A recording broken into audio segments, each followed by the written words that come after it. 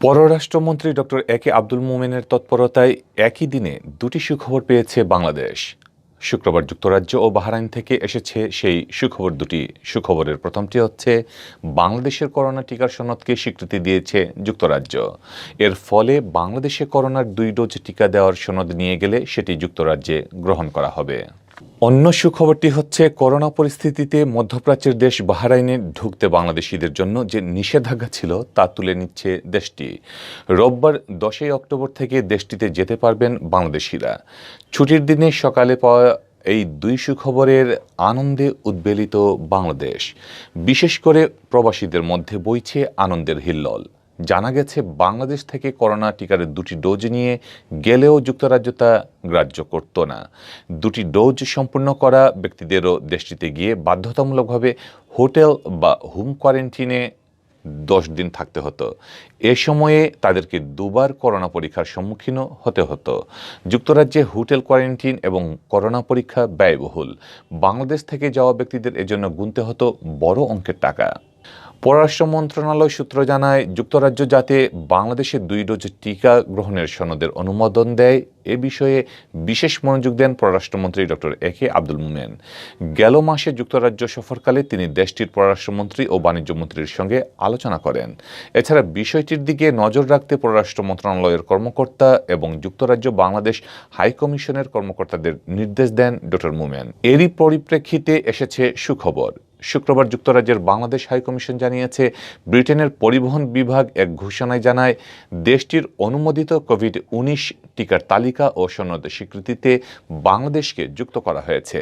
এ প্রসঙ্গে পররাষ্ট্রমন্ত্রী ডক্টর একে আব্দুল মোমেন জানান, বাংলাদেশের ভ্যাকসিন সার্টিফিকেশন এখন ব্রিটিশ কর্তৃপক্ষ কর্তৃক স্বীকৃত। আমাদের মিশন তাদের সঙ্গে যোগাযোগ করে আমাদের প্রক্রিয়া বর্ণনা করেছে এবং এখন তারা আমাদের ভ্যাকসিন সার্টিফিকেশনকে স্বীকৃতি দিয়েছে। এটি সোমবার সকাল থেকে কার্যকর হবে। যুক্তরাজ্যস্থ বাংলাদেশ হাইকমিশনার সাইদা মুনা তাসনিম জানিয়েছেন, সোমবার ভোর 4টা থেকে যুক্তরাজ্য অনুমোদিত টিকার সম্পূর্ণ ডোজ নেওয়াদের আর 10 দিনের হোটেল বা হোম কোয়ারেন্টিনে অথবা কোভিড-19 প্রি-প্রস্থান পরীক্ষার প্রয়োজন পড়বে না। তবে ব্রিটেনে আসার পর দ্বিতীয় দিন বা তার আগে কোভিড-19 পরীক্ষা করে নেওয়া উচিত। টিকা নেওয়ার প্রমাণ হিসাবে প্রত্যেক ভ্রমণকারীদের বাংলাদেশ কর্তৃপক্ষের দেওয়া টিকার সনদ প্রদর্শন করতে হবে।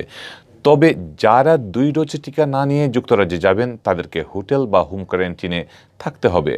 হোম কোয়ারেন্টিন চলা অবস্থায় দ্বিতীয় ও 8ম দিন কোভিড-19 পরীক্ষা করতে হবে। এদিকে করোনা পরিস্থিতির কারণে মধ্যপ্রাচ্যের দেশ বাহরাইন বাংলাদেশকে রেড লিস্টে রেখেছিল। ফলে দেশে ছুটিতে আসা বাহরাইন প্রবাসীরা ফিরতে পারছিলেন না।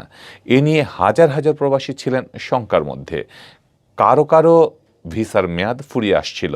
তাদেরকে ঘিরে ধরছিল অনিশ্চয়তার আধার। পররাষ্ট্র মন্ত্রণালয় সূত্রে জানা গেছে, বাহরাইন প্রবাসীদের এই নিশ্চয়তা কাটাতে জোর তৎপরতা শুরু করেন পররাষ্ট্রমন্ত্রী ডক্টর একে আব্দুল মোমেন।